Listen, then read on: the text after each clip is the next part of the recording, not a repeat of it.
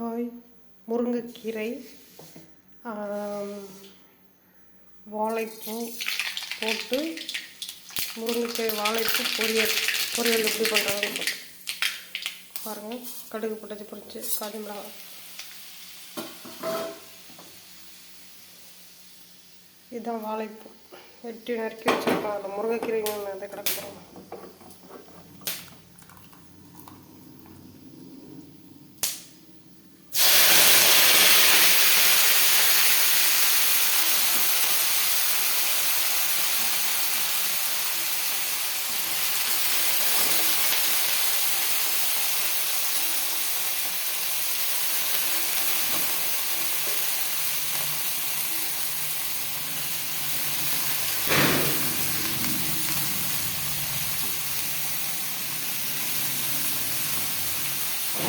வாழைப்பூ பொரியலுக்கு வாழைப்பூ போட்டாச்சு. இது அடுத்து முருங்கைக்கீரை, அடுத்தபடியாக முட்டை.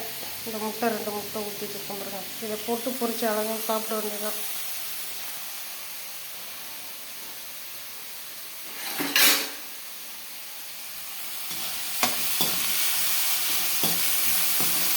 முருங்கைக்கீரை வாழைத்தண்டு இது 2மே போட்டு நல்லா பொரிச்ச வேண்டியதான்.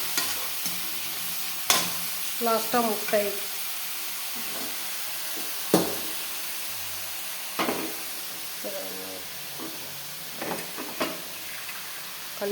களி தான் வச்சுருக்கு, அதில் தண்ணி இருக்குது.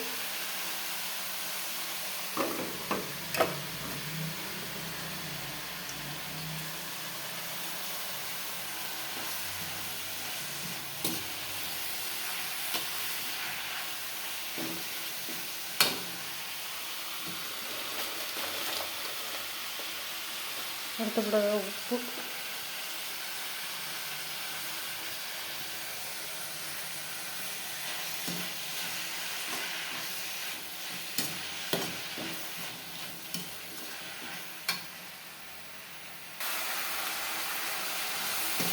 வதங்கிட்டே இருக்கு பாருங்கள். நல்லா நல்லா வெந்துக்கிட்டே வெந்து வருது பாருங்கள்.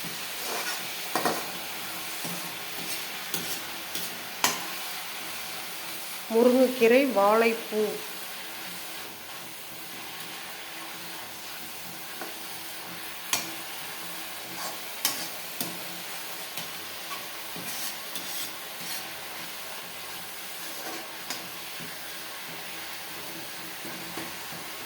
நல்லா வந்துருச்சு, வதங்கி வந்துருச்சு. நக்கா இருக்கிறதெல்லாம் எடுத்து போடணும். எல்லாம் கொள்ளதெல்லாம் வேகலை.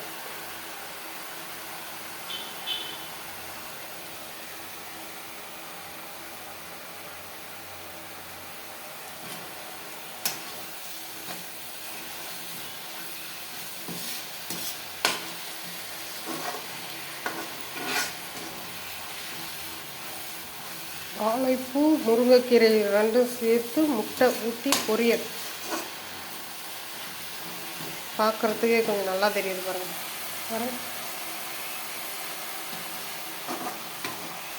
தண்ணி கொஞ்சம் இருக்குது. தண்ணி கொஞ்சம் நல்லா சுண்டி வந்த பிறகு, இந்த தண்ணியெல்லாம் சுண்டி வந்த பிறகு தான் முட்டை ஊற்றணும். முட்டை ஊற்றி அது நல்லா ஃப்ரை ஆகி பொரியல் மாதிரி வந்த பிறகு இறக்க வேண்டியது தான்.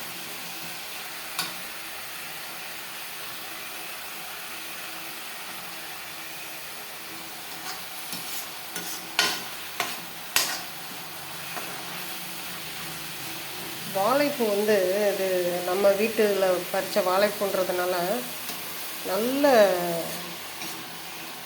கற்பூரவள்ளி மரத்தில் இருந்து வெட்டின வாழைப்பூ. நல்ல பசுமையாகிடுச்சு. கெமிக்கல் போடாமல், மருந்து வைக்காமல், வெறும் ஒன்லி தண்ணி மட்டுமே கொடுத்து வளர்த்த வாழை மரம். அந்த வாழை மரத்துலேருந்து பறித்த வாழைப்பூ சாப்பிட்டா அவ்வளோ டேஸ்ட்டாக இருந்தது. பொதுவாகவே வாழைப்பூ சாப்பிட்டா அவ்வளோ டேஸ்ட்டு இருக்கும். ஆனால் இது அதுக்கு மேலே டேஸ்ட்டாக இருந்தது, ரொம்ப டேஸ்ட்டாக இருந்துச்சு. போன தடவை வடை சுட்டு சாப்பிடும்போது இப்போ இந்த பொரியல் அதை விட நல்லாயிருக்கும். இதே போல் நீங்களும் வீட்டில் சாப்பிட்டு பாருங்கள், செஞ்சு சாப்பிட்டு பாருங்கள். முருங்கைக்கீரை வாழைப்பூ முட்டை 3 ஊற்றி பொரியல் மாதிரி பண்ணி சாப்பிட்டு பாருங்கள். உங்களுக்கு பிடிச்சிருந்ததா, நல்லா இருந்ததா? ஒரு சிலர் தேங்காய் துருவி கூட போட்டு சமைச்சு சாப்பிடுவாங்க. இதில் தேங்காய் துருவல், நாங்கள் நான்வெஜ்ன்றதுனால நாங்கள் முட்டை சேர்த்துக்கிறோம். சைவம் சாப்பிட்றவங்க அப்புறம் 2 முட்டை.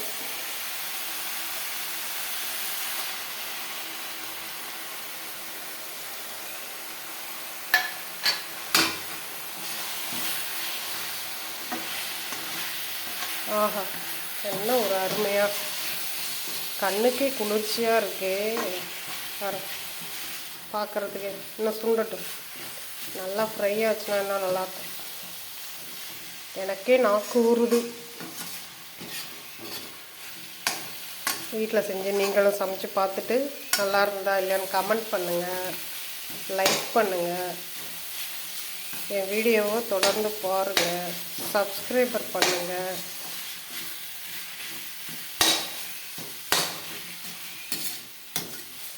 அப்போ தான் நான் போடுற வீடியோலாம் உங்களுக்கு வந்துக்கிட்டு இருக்கும்.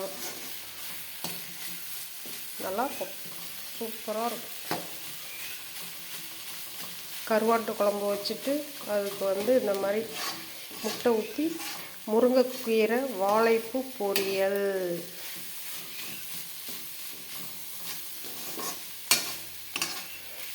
நித்த நெல்லு சோறு மீதனுக்கும் கத்திரிக்கா, நேற்று வச்ச மீன் குழம்பு என்ன இழுக்குதையா, நெஞ்சுக்குள்ள அந்த நினப்பு மயக்குதையா அப்படின்ற மாதிரி இந்த வாழைப்பூ பொரியல் அப்படி இழுக்குது, நாக்க சுண்டி இழுக்குது. நல்லா இருக்குல்ல? ஓகே, ஃபினிஷிங் முடிய போகுது. இதுக்கு மேலே வதக்கினா அது ரொம்ப அதில் உள்ள தன்மையே போயிடும். முட்டை நல்லா பொரிஞ்சு வந்துடுச்சு, நல்லா தண்ணியெல்லாம் இல்லாமல் நல்லா வந்துடுச்சு. பாய். பார்த்துட்டு லைக் பண்ணுங்கள், கமெண்ட் பண்ணுங்கள், ஷேர் பண்ணுங்கள். ஓகே, பாய் பாய் பாய்.